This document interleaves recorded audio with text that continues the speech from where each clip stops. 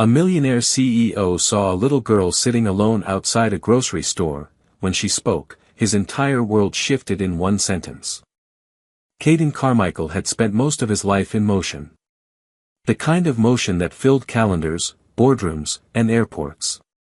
As CEO of one of the most successful tech investment firms on the East Coast, his days were structured down to the minute. Nothing ever surprised him anymore, and frankly, nothing moved him either. That evening, as the sun dipped low over Boston, he made an unplanned stop at a small neighborhood grocery store. He had skipped lunch again, and his assistant had canceled dinner reservations after a last-minute meeting ran long. It was supposed to be a quick in-and-out visit, something forgettable. But the moment he stepped out of his sleek black car and turned toward the store entrance, everything changed. There, sitting on the curb just to the side of the automatic doors, was a little girl. She couldn't have been more than 5 years old, bundled in a light, slightly dirty pink jacket, with messy blonde hair falling into her wide, unmistakably blue eyes. Eyes that looked hauntingly familiar. She held a plastic bowl in her lap, empty, clean, and cradled with both hands like it was the most valuable thing she owned. Her shoes were worn, her expression quiet, and her posture still but alert, like she had been sitting there for a while, unsure what to do next. Caden stopped walking. At first, he thought maybe she was waiting for someone. Maybe her mother was inside, or maybe she had wandered over from a nearby building. But there was no adult in sight. People passed her without looking down, each wrapped in their own urgency. The sight struck him harder than he expected. Something about the way she sat, patient but tired, brave but small, hit a place in him that had been closed off for years. He crouched down, careful not to alarm her. "Hey there," he said gently, keeping his voice low. "Are you okay? Is someone with you?" The girl looked up slowly. Her voice was soft and steady. "My mom is sick. I just wanted to get her some food." Caden blinked. "Where's your dad?" She shrugged, then said plainly, "I don't have one. It's just me and mommy." There was no fear in her voice, just truth. It wasn't a dramatic plea or manipulation. She wasn't begging, she was simply explaining. Caden felt his heart tighten. He hadn't felt something like that in a long time. Without thinking, he stood and said, "Wait right here, okay? I'll be back in just a minute." He walked into the store with his chest aching in a way he couldn't explain. He picked up a bag and started filling it, soup, bread, fruit, juice boxes, a few things that could last. He didn't care what it cost. When he came back outside, she was still sitting exactly where he'd left her. He knelt again and handed her the bag. "Here. For you and your mom." The girl's eyes lit up, not with excitement, but with quiet relief. She held the bag close to her chest and looked up at him with a strange sort of trust that didn't belong to a child who had been treated kindly often. Then she said something that froze him in place. "You look like me." Caden's breath caught. He hadn't noticed before, not in detail. But now that she said it, he did. The same pale hair. The same striking blue eyes. The same nose, even. He stared at her, stunned. "What's your name?" he asked. "Emma." He tried to swallow the lump in his throat. "Emma, can you take me to your mom?" She nodded without hesitation. "She's not far. We live close." He stood and offered her his hand. She took it, small fingers wrapping around his without fear. As they walked away from the store, toward wherever home was for her, Caden felt the ground shift under him. Something deep in his chest told him this wasn't random. That this wasn't going to be just another one-off moment. He didn't know what he was about to find, but he knew that everything in his life was about to change. Emma led him through a quiet neighborhood a few blocks from the store. The streets were narrow, lined with old brick buildings and overgrown trees that cast long shadows on the cracked sidewalks. Caden held the grocery bag in one hand and Emma's small fingers in the other, though he was careful not to grip too tightly. She walked with the calm confidence of someone who had done this route many times before, despite her young age. There was no skipping, no chatter, just the steady sound of their footsteps and the occasional rustle of wind moving through the trees. Caden didn't ask any questions as they walked. He didn't want to overwhelm her. Instead, he watched her out of the corner of his eye, quietly studying her small face, her thoughtful expressions, and the way she glanced up at him every few minutes, as if to make sure he was still there. They turned down a side alley and stopped in front of an aging duplex. The front steps were worn and slightly tilted, the paint on the door chipped away by time and weather. Emma let go of his hand and bounded up the steps without knocking. She opened the door and turned to look back at him. "You can come in. Mommy doesn't get up much anymore." He hesitated for only a second before following her inside. The apartment smelled faintly of medicine and stale air, but it was clean. Worn, yes, but tidy. There were children's drawings taped to the walls, a few small toys in the corner, and a thin curtain drawn across a cracked window to keep out the late sun. In the small living room, lying on an old couch, was a woman. Her hair, once golden, had dulled to a tired shade of blonde. Her face was pale, her body wrapped in a blanket, and her eyes, those same blue eyes, fluttered open at the sound of the door. "Emma," the woman whispered, her voice dry and thin. "I brought food," Emma said proudly, holding up the bag as if it were treasure. "And, a man helped me. He's nice." Caden stepped fully into the room, and the moment the woman saw him, her body jolted ever so slightly. Her mouth parted in disbelief, and for a long second, she couldn't speak. He froze, heart thudding in his chest, because he recognized her instantly. "Laura." She tried to sit up, but her body protested. "Caden." Her voice was full of shock, pain, and something deeper, grief, maybe. He dropped the bag on the nearby table and stepped closer. He hadn't seen her in 6 years. Not since the night they'd ended things with words too sharp to take back. They hadn't spoken since. She looked different, older, thinner, paler, but she was still her.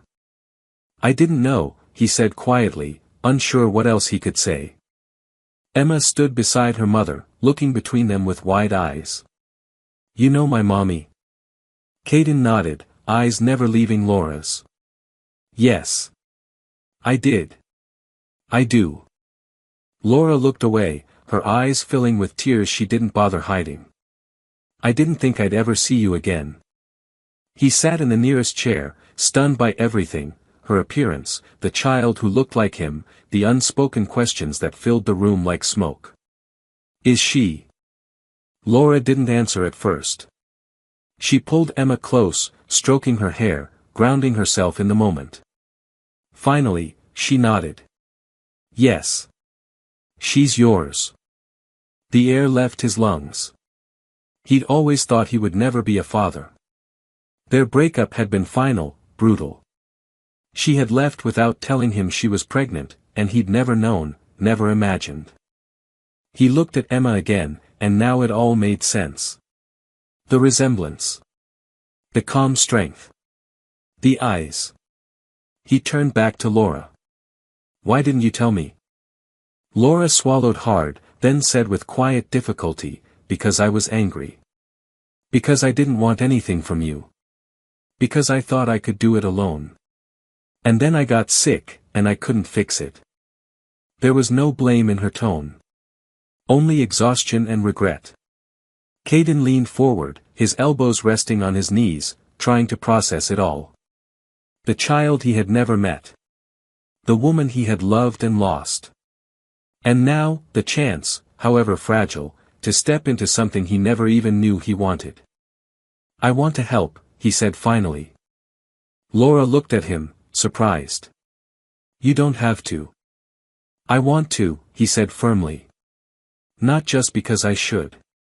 Because I can't walk away now. Not from her. Not from you." The silence that followed wasn't tense. It was full of history, of questions they'd have to face later. But beneath it was something neither of them had felt in a long time. A beginning. One they hadn't expected, but one they both needed. The hours after that conversation passed in a kind of quiet haze. Laura rested on the couch, her body too weak to stay upright for long, and Emma had curled up beside her, still holding the grocery bag like it was a prized possession. Caden sat nearby, staring out the window into the fading light, trying to reconcile everything he had just learned with the life he thought he knew. He had always believed he was in control of his story, that every decision led logically to the next, that success would fill the empty places left behind by loss.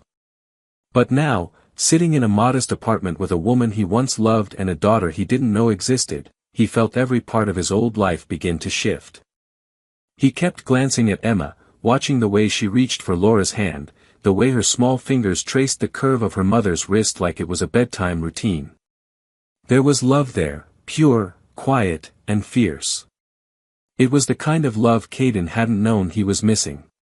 He had watched people from a distance for years, convincing himself that connections were distractions, that family was something best delayed or avoided for the sake of focus.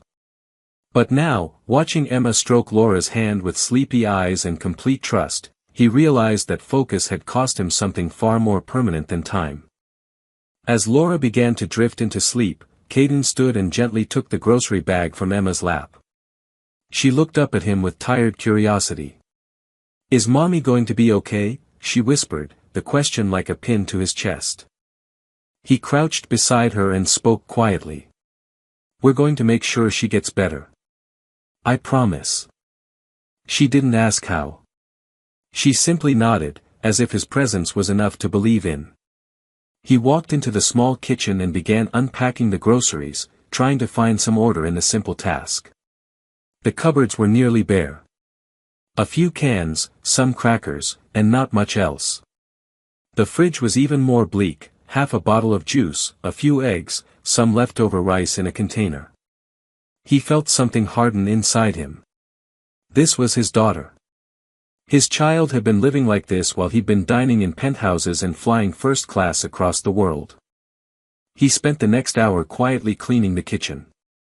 He found dish soap under the sink and washed every plate, wiped the counters, tossed out expired food. He moved like a man trying to apologize with every gesture, every motion. When he finished, he returned to the living room to find Emma asleep on Laura's chest, both of them breathing softly in sync. He stood over them for a long moment, overwhelmed. He didn't want to leave, but he also didn't want to intrude. Still, something inside him said he couldn't just walk out and return to normal. There was no more normal. Not after this. He left a note on the small table, "I'll be back in the morning. Whatever you need, I'm here. See." Then he slipped out into the cool night air, but instead of heading home, he drove back to the store and filled 2 more bags, this time with medicine, soup, vitamins, essentials. When he returned, he quietly left them by the door. That night, back in his luxury apartment with its floor-to-ceiling windows and imported furniture, he didn't sleep. He sat in the dark, staring out over the city, unable to stop seeing Laura's pale face and Emma's eyes that matched his own.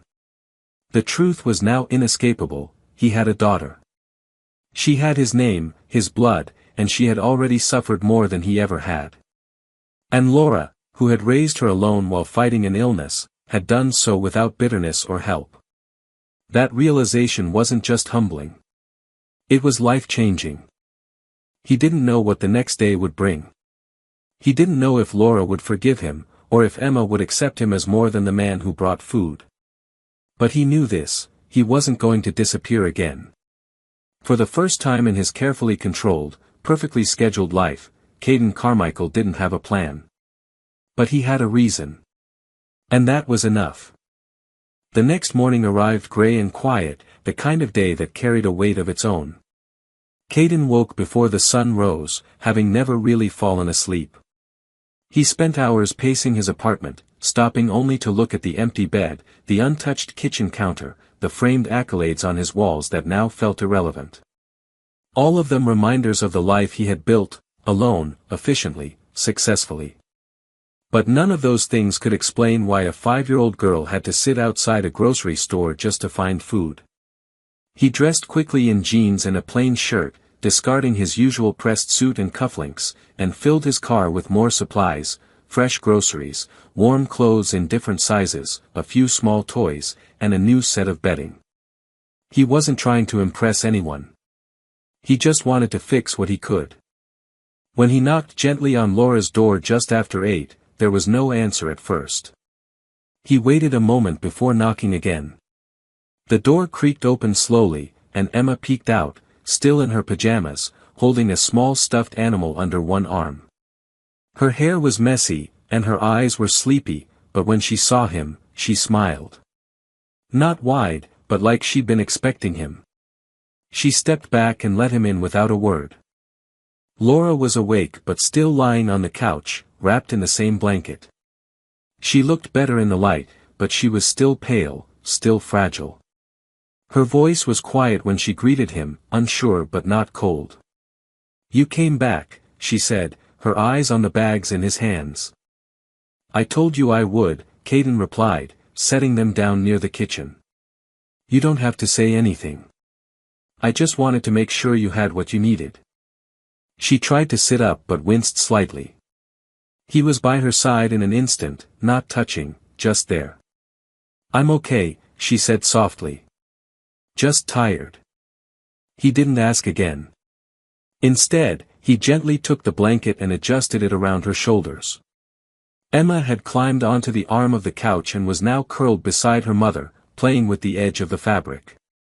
There was a silence between the three of them that wasn't uncomfortable. It was something new. Familiar and unfamiliar all at once. Caden spent the rest of the morning helping around the apartment. He fixed the loose kitchen cabinet door. He cleaned the bathroom without being asked. He set up a small table for Emma to draw on near the window. Laura watched him quietly. There was hesitation in her expression, like she didn't quite know how to receive this version of him. The Caden she remembered had been driven, confident, emotionally distant when it mattered most. The man in her living room now was different. Gentler. More present. Real. Later, as Emma napped in her room and the apartment was quiet again, Laura finally spoke without filter. "You know, I didn't keep her from you out of hate." She was looking down, hands in her lap. "I was scared. I was angry. But mostly, I didn't know how to ask for help. And by the time I wanted to, it felt too late." Caden didn't interrupt. He let the words come, even if they hurt. "You were right to be angry," he said after a long pause. "I wasn't the kind of man you could rely on back then. I made work my world. And when I lost you, I buried everything else just to keep moving." Laura looked up at him then, her expression softer than before. "But she's here. And she's yours." He nodded slowly, his voice lower. "I want to be her father. If you'll let me." "I don't want her to be disappointed," Laura said. "She's already had to grow up too fast." "I won't walk away," he promised. "Not this time. Not ever." They didn't make any formal decisions that day. There were no dramatic speeches, no grand gestures. Just small things, a bowl of soup shared between them, Emma waking up and climbing onto Caden's lap like it was natural, Laura allowing herself to rest a little longer without guilt. And maybe that was what healing actually looked like. Not instant forgiveness. Not forgetting the past. But slowly, quietly, starting to build something again, on trust, on effort, on presence. That evening, as Caden left for the night, Laura stood at the door. "Will you come again tomorrow?" He turned to look at her, and for the first time, she saw something in his eyes that felt like home. "Yes," he said. "Tomorrow, and the day after that. For as long as you'll have me." The following days unfolded in a slow, steady rhythm that none of them had expected, but all of them needed. Each morning, Caden showed up at Laura's apartment just after sunrise, often with a fresh bag of groceries or something small for Emma, nothing extravagant, just thoughtful little things. A coloring book. A pair of warm socks. A second-hand children's story he remembered his own mother reading to him once. He never made a big deal out of it. He brought these things as naturally as someone bringing flowers to a hospital room, not out of pity but out of quiet affection and a deepening sense of responsibility. Laura was still cautious, but the lines on her face began to soften. She'd started to let him help more, showing him where she kept the mail, letting him schedule a doctor's appointment, even allowing him to help her into a cab when she needed a follow-up test at the clinic. She was stubborn about her independence, but she was also too exhausted to keep fighting everything on her own. And Caden never pushed. He stayed in his lane, showing up with consistency, not demands. Emma became his shadow. In the afternoons, she would sit with him at the small table near the window while he helped her draw or build things out of blocks. Her favorite activity became making pretend menus for restaurants she opened with stuffed animals as customers. She named one restaurant after him, Caden's Cafe, where she insisted he be the chef and taste tester. He'd never smiled so much in his life, and it wasn't the fake corporate grin he'd mastered years ago. It was something different. Something deeper. Something real. At night, after Emma had gone to bed and the apartment was wrapped in a gentle hush, Caden and Laura often sat together in the living room, not as ex-lovers navigating a minefield of memories, but as two people slowly rebuilding something they had both assumed was broken beyond repair. Some nights they talked, mostly about Emma or small things, weather, music, memories from their early 20s when things still felt possible. Other nights they sat in silence, but it was the kind of silence that didn't demand to be filled. It simply existed, safe and shared. One evening, a week after that first encounter at the grocery store, Laura handed Caden an envelope. Inside was a photograph. It was worn around the edges and slightly faded, but unmistakable. It was Emma as a baby, barely a few days old, sleeping against Laura's chest in a hospital bed. Caden stared at it for a long time, his fingers trembling just slightly. "I wanted to send it to you," Laura said, voice quiet. "So many times. But I didn't know what you'd do with it. I didn't think you'd want it."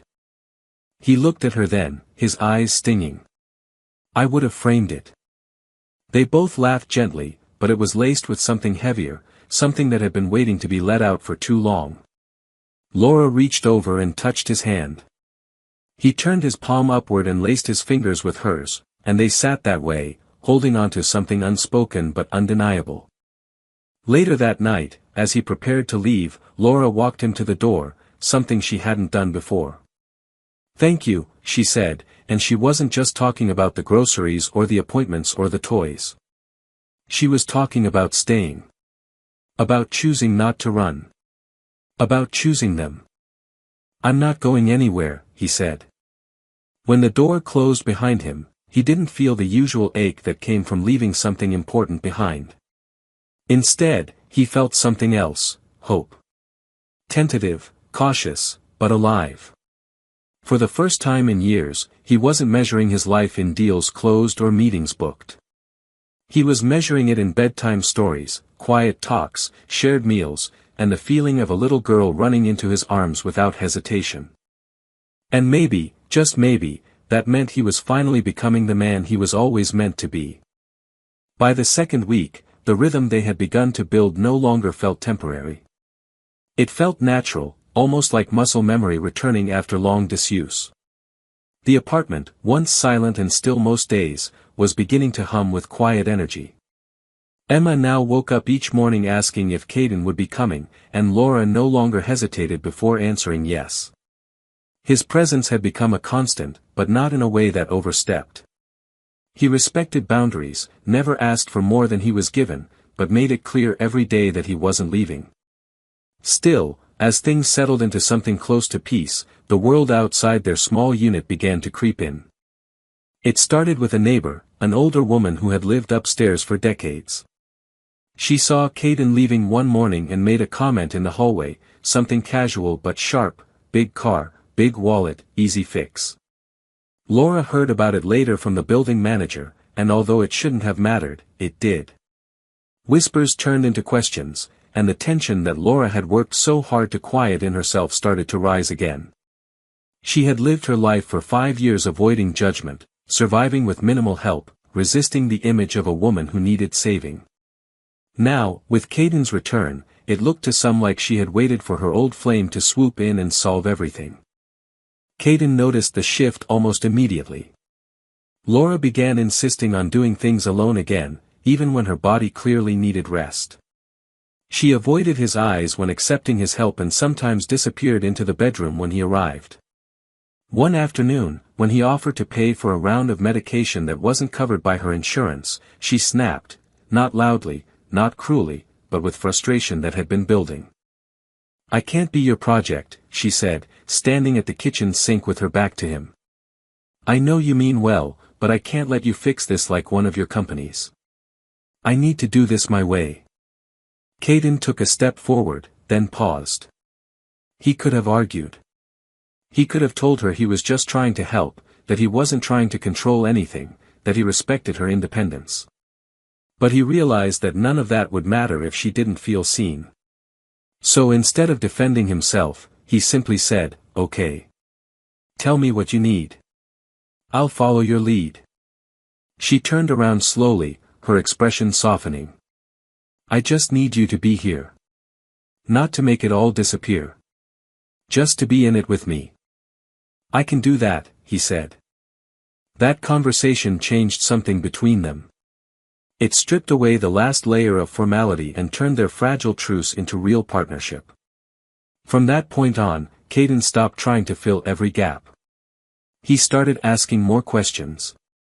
He let Laura set the pace, when she needed space, when she wanted company, when she needed silence. And in return, Laura began opening up more. She told him about the early days with Emma, the night spent crying into a baby blanket when she didn't know how she'd get through another week. She told him how she'd found strength in small routines, singing lullabies even when she was sick, drawing stars on the ceiling to distract Emma when they didn't have heat, finding laughter in nonsense. He told her about the hollow years, about building an empire that left him with nothing to come home to.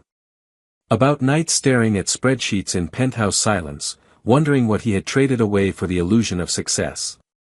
They met in those stories, not as strangers finding each other again, but as people uncovering the truth of who they had become. Emma, sensing the shift, blossomed. She started calling him Dad without anyone asking her to. One night, after dinner, she handed him a crayon drawing. It was a simple picture, 3 figures holding hands under a bright yellow sun, a house with smoke curling from the chimney, and a little heart floating above it. Caden stared at it longer than he should have, overwhelmed by what that tiny piece of paper meant. Laura watched him quietly and said, "She sees what you are. Even before you do." Caden didn't reply. He just reached for the magnet on the fridge and placed the drawing where he could see it every time he walked into the kitchen. That evening, as they all sat on the couch watching an old animated movie, Emma asleep between them with her head on Caden's leg, Laura reached over and gently took his hand. There were no words, no promises. Just her fingers wrapping around his. And in that moment, Caden realized he didn't need any more signs or signals. He was exactly where he was supposed to be.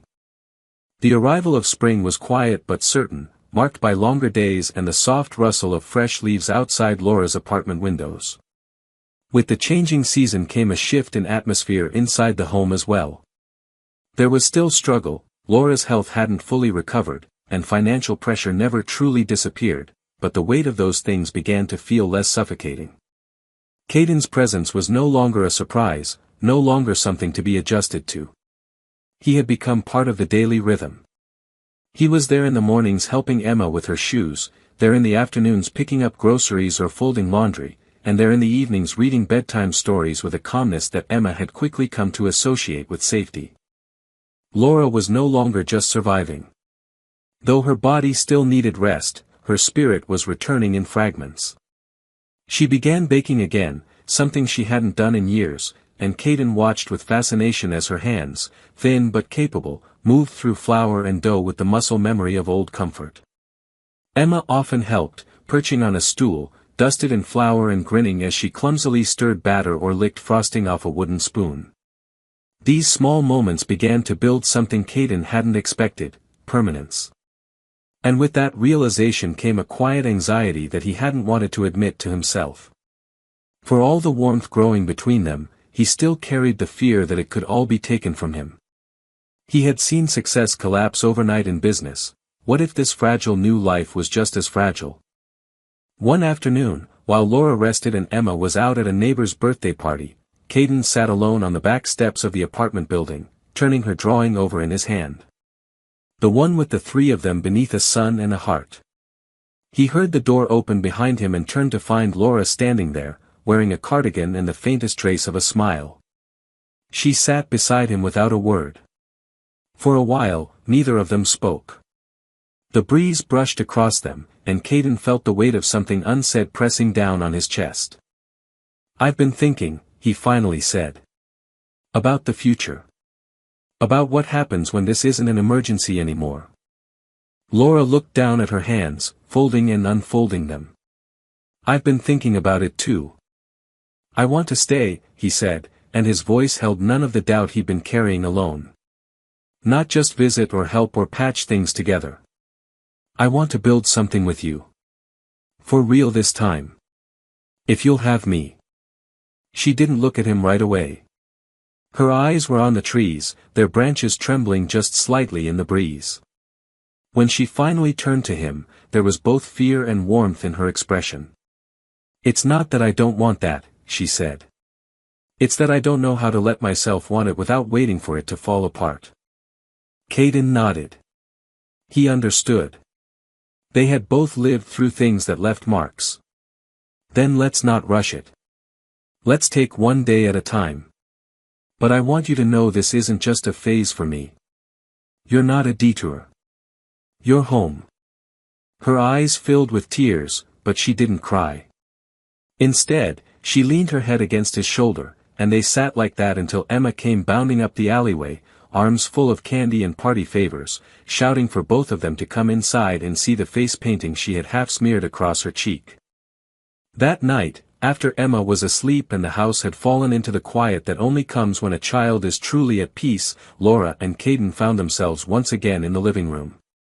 She reached for his hand across the cushions and said, softly but with clarity, "I want this too. I want you. But I want us to build it slow, steady. I've had enough of rushing through life and holding my breath." Caden squeezed her hand gently, a smile tugging at the corner of his mouth. "Slow works. I'm not going anywhere." And they sat there, fingers intertwined, a little girl sleeping down the hall, and a whole life unfolding in silence between them. It wasn't perfect. But it was honest. And that made it real. Summer arrived with a quiet warmth that didn't just touch the skin but seemed to settle into the bones of everyone in the neighborhood. The trees outside Laura's apartment bloomed fully, casting soft shadows through the windows in the late afternoon. The apartment, once dim and silent, now echoed with the sounds of life, laughter, dishes clinking, light music, and the occasional sound of Emma singing to herself as she played in the living room. It was the kind of peace that didn't come suddenly but was slowly, patiently built over time. For the first time in a long time, Laura felt like she wasn't surviving, she was living. Caden had quietly moved into a small apartment just a few blocks away. He didn't want to impose on Laura's space too quickly, and she appreciated that. It gave them both breathing room while still keeping him close. Every morning, he walked over with coffee in one hand and a fresh apple for Emma in the other. He had found joy in the simplicity of routines, making breakfast, folding laundry, and helping Emma with her reading. He had no board meetings to rush to, no international calls disrupting dinner. He had stepped back from the firm entirely, letting his partners take over, choosing instead to build something more meaningful from the pieces of the life he'd nearly missed. Laura's health had improved significantly. With proper medication, regular checkups, and the stress of constant uncertainty no longer hanging over her like a cloud, she had begun to look like herself again, or maybe, like the version of herself that had been waiting all along to come forward. Her energy returned in small bursts, then longer stretches. She began to work part-time from home, designing layouts for a local magazine that had always admired her eye for detail. It wasn't glamorous, but it gave her purpose, and more importantly, the sense that she was still her own person, strong, capable, and full of ideas. Emma continued to thrive. With both of her parents now present in her life, she seemed to grow into herself more each day. Her favorite part of the week became Sunday afternoons, when the three of them would visit the city park with a picnic blanket and a small cooler filled with homemade sandwiches and lemonade. Emma would run to the swings, and Laura and Caden would sit close by, watching her fly forward and back, her blonde hair catching the sunlight, her laughter ringing out into the sky like a promise. But even in all the light, there were shadows. Healing didn't erase the past, it simply made space for it. Some evenings, Laura would wake up from old memories and sit by the window for a long time before coming back to bed. Sometimes, Caden would look at Emma and feel an ache for the years he had missed, birthdays he hadn't attended, first steps he never saw. They didn't talk about these things every day, but they didn't hide from them either.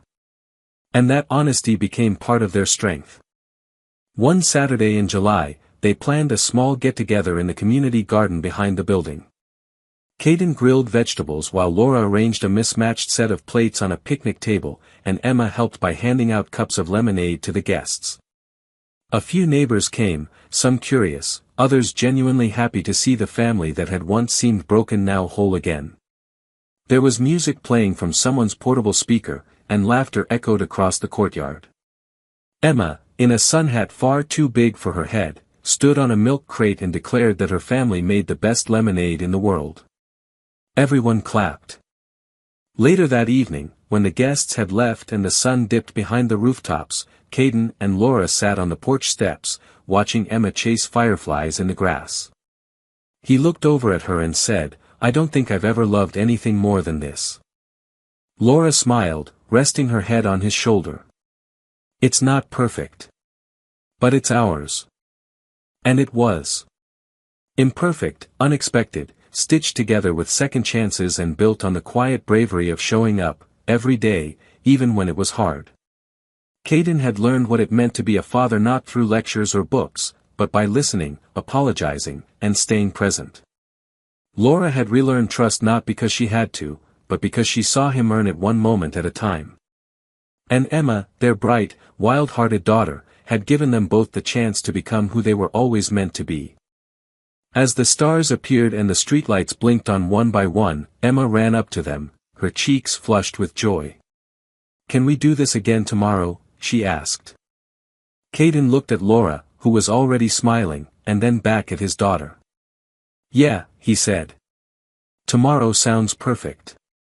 And so, with no dramatic declarations or perfect endings, they simply kept going, together. Building a life, one ordinary, extraordinary day at a time.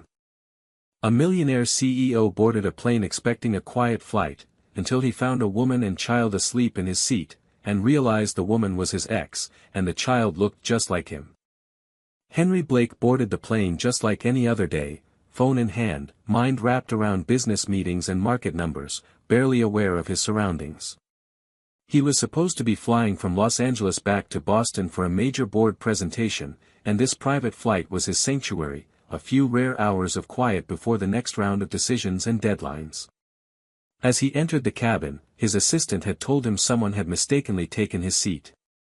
Henry didn't pay much attention at first. Mistakes happened all the time. But when he looked up to address the situation, expecting a flustered executive or a confused passenger, he stopped in his tracks. In the seat by the window, curled into herself, was a young woman, her blonde hair messy from travel, her head resting slightly against the seat cushion. In her arms lay a sleeping child, no older than 4, tucked under a soft, worn blanket. Her little hand clutched the edge of her mother's sweater, and her legs were pulled up, like she was trying to disappear into her warmth. The moment felt suspended in time. Henry's breath caught in his throat, not because a stranger had taken his seat, but because the woman asleep before him was not a stranger at all. Emma Carter. He hadn't seen her in 4 years, not since he ended things in a flurry of ambition and self-justified logic. She had been the one person who had understood him, the only one who had seen the man beneath the titles and investments. And he had let her go without looking back. Now, here she was. Sleeping. On his flight. With a child. His eyes shifted to the girl again. Blonde like Emma, delicate features, but then he saw something he wasn't prepared for, eyes, though closed now, that he somehow knew were brown. His color. His mother's color. He stood there longer than he should have, stunned. The flight attendant whispered if she should wake them, but he shook his head silently. Something told him this wasn't the moment to cause a scene or demand his seat back. So he quietly sat across the aisle, resting his hands on his knees, still not fully convinced this wasn't some dream playing tricks on him after too many sleepless nights. He didn't know why Emma was here, or how she ended up on this particular flight. He didn't know who the child was, though his instincts whispered louder with every breath. But one thing was certain, this meeting wasn't random. It couldn't be. Not after all these years. Not after everything left unsaid. So he waited. And watched. And wondered what kind of world he was about to step into once her eyes finally opened. Emma stirred slowly as the soft hum of the plane engines blended with the faint clink of glasses from the cabin crew. Her neck ached slightly from the angle she had been sleeping in, and as she blinked her eyes open, she instinctively looked down at her daughter to make sure she was still peacefully asleep. The little girl, nestled in her lap, hadn't moved much. She was still clutching Emma's sweater with one tiny fist, her head resting comfortably on Emma's arm. Emma brushed a few strands of hair away from the girl's forehead and let her eyes lift to her surroundings, expecting to be alone or surrounded by strangers she would never speak to. But instead, she found herself locking eyes with someone she never thought she'd see again. Henry. The breath caught in her throat before she could stop it. For a moment, she thought maybe she was dreaming, maybe her exhausted mind had conjured his face out of some deep, forgotten memory. But it wasn't a dream. He was right there, seated across from her, dressed impeccably in a charcoal gray suit, his dark brown hair still just slightly tousled like she remembered, and those same piercing brown eyes watching her with an unreadable expression. She sat up straighter, her heart pounding in her chest. She felt exposed, like she had been discovered in the most vulnerable moment of her life. She opened her mouth to speak, maybe to apologize for taking the wrong seat or to explain herself, but the words didn't come. What could she possibly say to him after all this time? Henry leaned forward just slightly, his voice soft, controlled. Emma, he said simply. That was all. Her name. It felt strange hearing it from him again. So many emotions passed through her all at once, surprise, confusion, even a touch of shame for being found like this, tired and worn, with her daughter asleep in her lap. I didn't know, he added quietly. That you'd be here. She managed a small nod, brushing her hand over her daughter's back protectively. Neither did I, she finally whispered. It was a standby seat. We just needed to get home. She didn't clarify what home meant anymore. She wasn't even sure herself these days.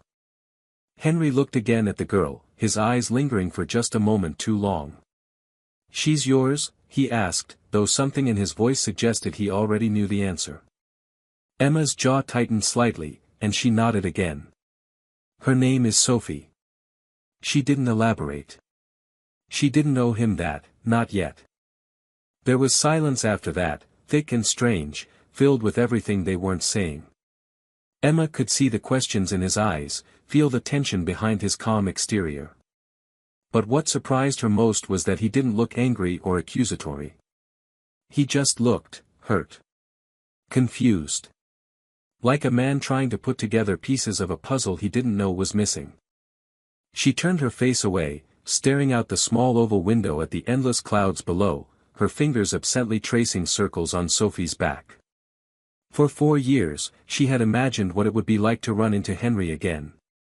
She never thought it would be like this, on a plane, with her daughter in her arms, and no escape from the conversation they both knew was coming. Henry couldn't take his eyes off the little girl sleeping peacefully in Emma's arms.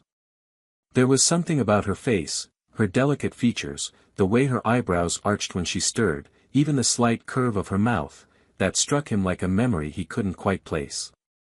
But it wasn't just her resemblance to Emma that pulled at him. It was the unmistakable familiarity, the reflection of someone else. Himself. He had spent a lifetime surrounded by people who praised him, imitated him, even feared him.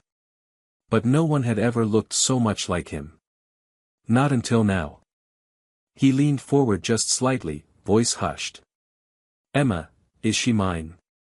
The words fell into the space between them like a weight, making her flinch ever so subtly. She didn't answer at first, and he could see her thinking, weighing something in her mind. When she finally spoke, her voice was calm but tired. "Yes." One word. Heavy, undeniable, real. Henry felt something shift in his chest, as if all the air had been sucked out of the cabin. He had prepared himself for 1,000 possible truths, but hearing it confirmed was like being hit with a force he couldn't describe. Emma looked down at Sophie, brushing a hand over her hair. "I found out I was pregnant just a few weeks after you left," she said, her voice low. "At first, I thought about calling you. But then I remembered how you walked away without looking back. You said you weren't ready for family, for distractions. You had your life mapped out. And I didn't want to be a burden to that plan." She wasn't being cruel, only honest. Henry heard her words, but he was trapped in his own mind, replaying memories, trying to fit this child into the empty years of his life.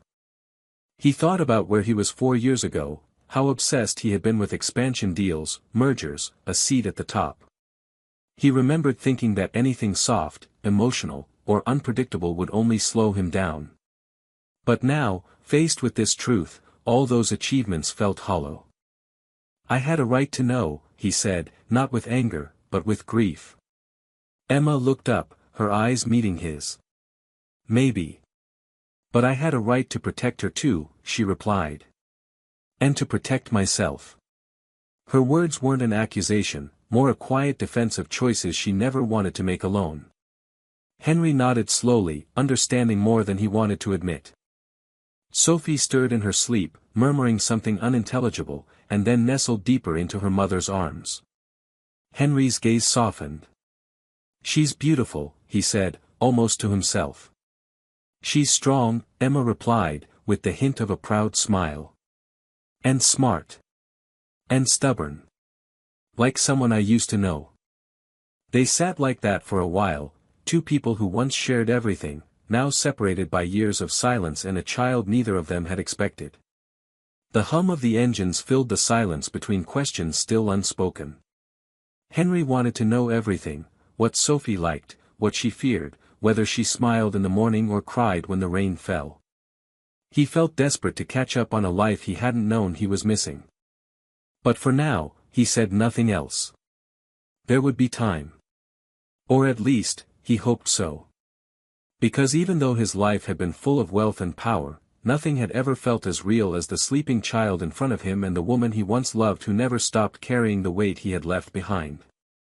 The plane began its descent into Boston, and the soft chime of the seatbelt sign startled Emma slightly. She shifted in her seat, gently adjusting Sophie so the little girl wouldn't wake up too abruptly. The reality of the moment was finally beginning to settle in, not just the fact that she had accidentally ended up in Henry's seat, but that she had been discovered in a way she had carefully avoided for 4 years. Emma could feel her heart pounding, not from fear, but from the sheer weight of everything that had gone unsaid for too long. Henry hadn't spoken much since her quiet confirmation that Sophie was his daughter. But his silence wasn't cold or angry, it was heavy with thought. He kept glancing at them when he thought she wasn't looking, his gaze flickering between Sophie's sleeping face and Emma's profile. Emma knew that look. It was the same one he used to have when trying to solve an impossible business puzzle, like something fragile and vital was just out of reach and he was afraid to break it by reaching too fast. As the wheels touched down, Henry finally spoke. "Where are you staying?" His voice was gentle, uncertain. Emma hesitated, then answered truthfully, just a motel in Quincy, not far from the hospital. He looked at her closely, processing her words. The hospital? She nodded, brushing a hand over Sophie's back as the child began to stir. She's had a respiratory condition since birth. Sometimes she needs treatment we can't get locally. We come here every few months when it gets bad. She said it calmly, but there was a tremor beneath the surface, like she had grown used to saying difficult things without letting them show. Henry's fingers tightened slightly on the armrest. The thought that his daughter had been sick, suffering, and he hadn't known, hit him harder than anything else. It wasn't about blame anymore. It was about loss. Loss of time, of memories he could never get back. But more than that, it was about urgency. He wanted to do something, anything, to make it better. Is she okay now? He asked softly. Emma nodded slowly. She's stable. But it's always a concern. And I'm always scared when we travel. She didn't say it for pity. She said it because it was the truth. As the plane rolled to a stop, Sophie blinked her eyes open, confused by the sudden change. Emma leaned down and whispered reassuring words into her ear. The little girl looked up, sleepy and dazed, then noticed Henry. Her brow furrowed slightly, and she stared at him curiously. He smiled, unsure what to say, unsure whether he should say anything at all. Emma reached into her bag and pulled out a small stuffed bunny, handing it to Sophie, who clutched it instantly. Henry stood and offered to help with their bags, and though Emma resisted at first out of habit, she eventually let him take the heavier one. As they exited the plane and stepped onto the tarmac, the Boston air was cool and overcast. Emma shivered slightly. Henry took off his jacket without a word and draped it over her shoulders, then turned and offered his hand to Sophie. She looked up at him, wide-eyed, then slowly took it. It was a small gesture, but it nearly undid him. Outside the terminal, a cab was already waiting. Emma started to thank him and say goodbye, but Henry interrupted gently. Let me take you. I have a car. She hesitated, looking down at Sophie, then back at him. He added, please. I'm not asking for anything. I just want to be near her. Even for a little longer. The honesty in his voice broke through the guard she had built up, and she nodded. The car ride was quiet. Sophie eventually drifted back to sleep with her head in Emma's lap, and Henry drove with both hands on the wheel, his knuckles white.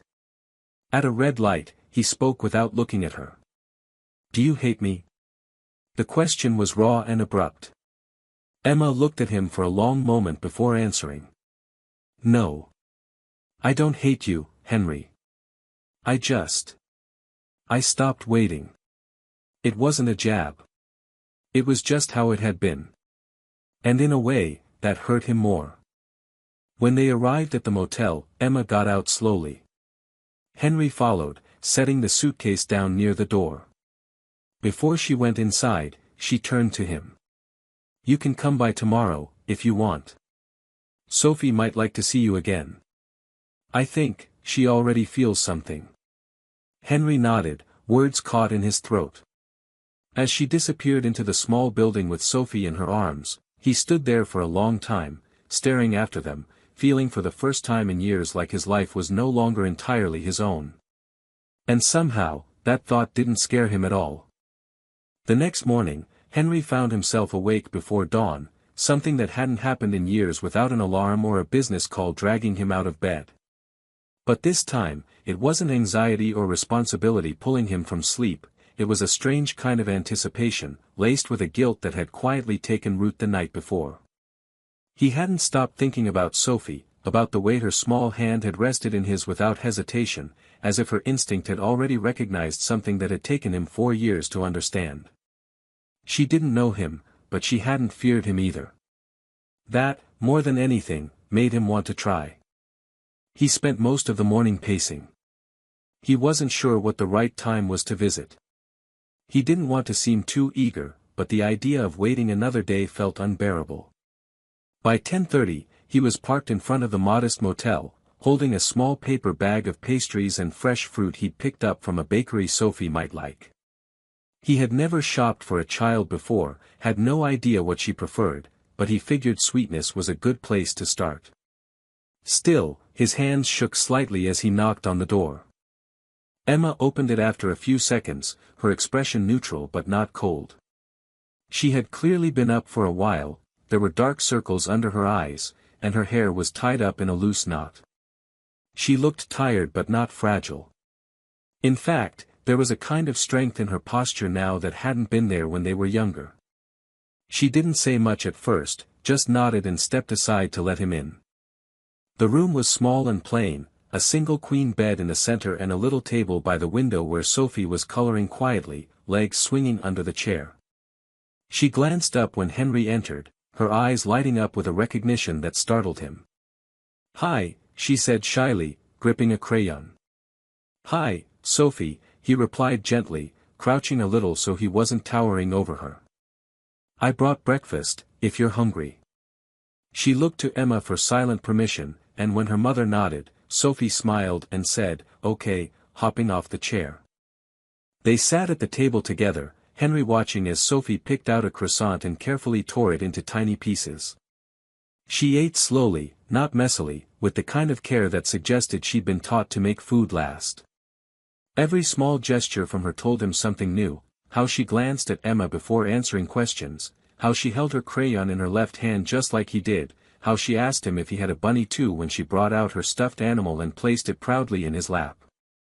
Emma mostly watched at first, unsure of what to expect from the man who had once vanished so easily. But Henry didn't try to impress them. He didn't show off or overcompensate. He simply stayed present. He asked Sophie what she liked to draw, what her favorite cartoon was, what kind of music she liked. When she told him she liked to sing, he asked if she would someday sing for him. She nodded without hesitation. That nod undid him more than any apology ever could. After a while, Emma excused herself to take a phone call from the hospital, and Henry and Sophie remained alone.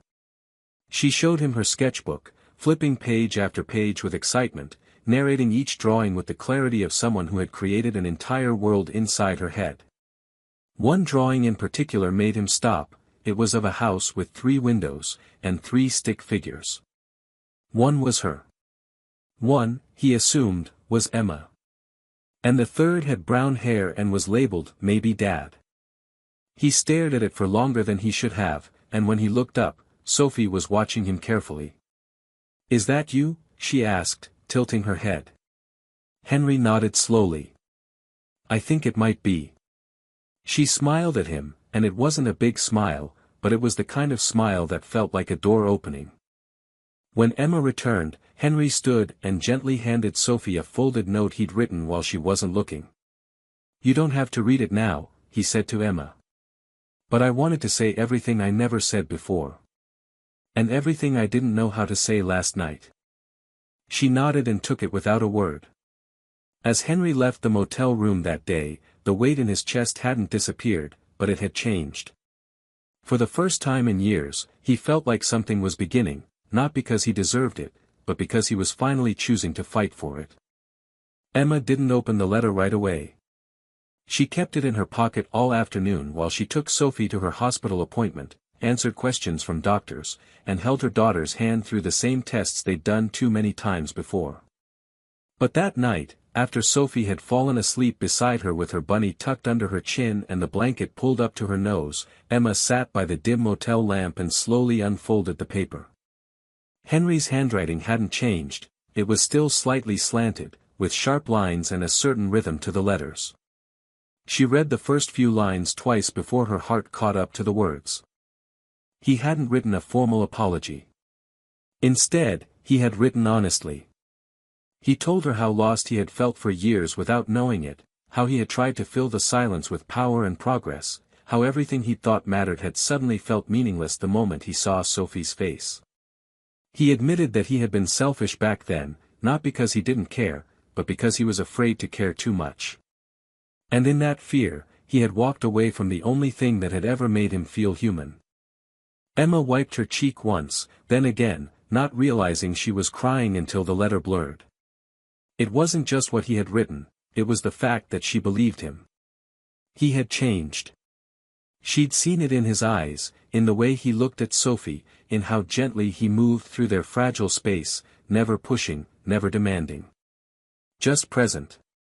She folded the letter and set it on the nightstand, then turned off the light and curled beside her daughter, unsure of what the next day would bring, but no longer filled with dread.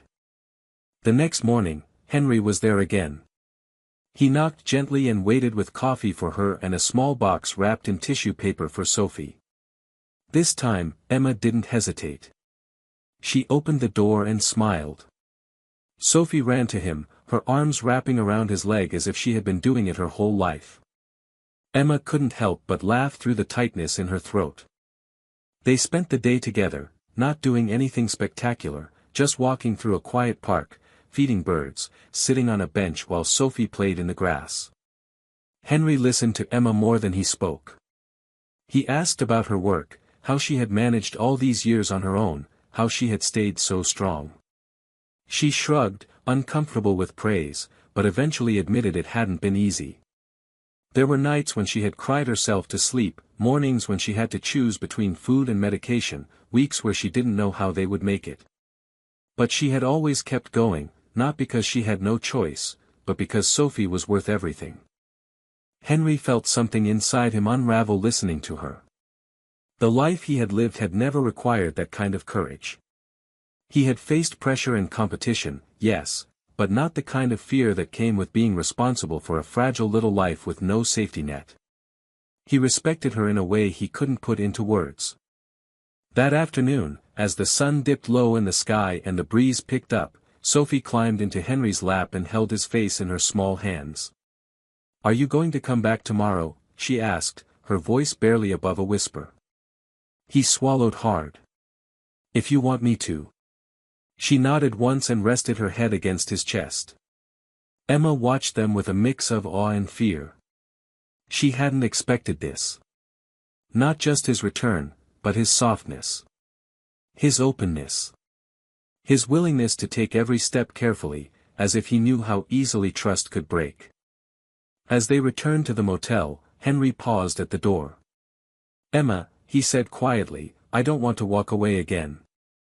I don't know what this means yet, or how it's supposed to work, but I know that I want to be in her life. And yours. If you'll let me." She didn't answer right away, just studied his face. Then, instead of responding with words, she opened the door and stepped aside. He followed her in, not as a man who had everything, but as one who had almost lost the only things that truly mattered. The following weeks unfolded slowly, like pages of a forgotten book finally being read again. Henry didn't rush. He showed up every morning at the motel, sometimes with breakfast, sometimes with just a smile and a gentle knock. Sophie would greet him like she'd known him forever, her arms wrapping around his legs or her face lighting up as she pulled him inside. Emma watched all of it with cautious hope. She had spent so long building a world where she didn't rely on anyone, where it was just her and Sophie against everything. But now, someone else had stepped into that world, not by force, but by quiet persistence. One afternoon, while Sophie was napping, Henry and Emma sat outside on the small bench near the motel's parking lot. The air was warm, but the shadows were long, and the breeze smelled faintly of spring. Emma sipped from a paper cup and looked out across the street. "You're not the same person," she said quietly, not looking at him. "You used to be so controlled. Cold. Focused like a machine." Henry laughed under his breath, not out of offense but recognition. "I thought that was how success worked," he said. "Keep your head down. Keep your heart shut. Emotions were for people who could afford to be distracted." Emma turned to him. "And now?" He didn't answer right away. Instead, he looked toward the motel room where Sophie was sleeping. "Now I think success is having someone to miss when they're not around. Someone who waits for you. Someone whose smile actually changes something inside you." Emma didn't speak, but her eyes softened. For the first time, she saw him not as the man who left but as the man who had finally returned with his eyes wide open. Later that evening, they took Sophie to a small community fair. It wasn't fancy, just a few tents, some food stalls, and a carousel that had seen better days, but to Sophie, it was magic. She held both their hands as they walked, her laughter echoing as she tried cotton candy for the first time and gasped at a magician who pulled a coin from behind her ear. Emma watched the way Henry carried her when her legs got tired, the way he let her choose the rides and didn't mind when she dropped chocolate on his shirt. She saw a father who didn't need instructions, just instinct. The kind that had been buried but never truly lost. That night, back at the motel, Sophie fell asleep between them on the bed, exhausted and happy. Henry leaned back in the chair beside them, watching her breathe, the soft rhythm of it almost meditative. Emma looked at him and whispered, "She knows." He glanced at her, confused. "Knows what?" Emma smiled gently. "She knows you're hers. She knew it before I ever said it out loud." Henry looked at the little girl and then back at Emma, his voice thick. "I wish I had known sooner." She reached over and took his hand. "You're here now. That's what matters." It wasn't a declaration. It wasn't a promise wrapped in perfection. But it was something stronger, truth earned through pain, through growth, through time. They weren't just two people reconnecting. They were rebuilding something new.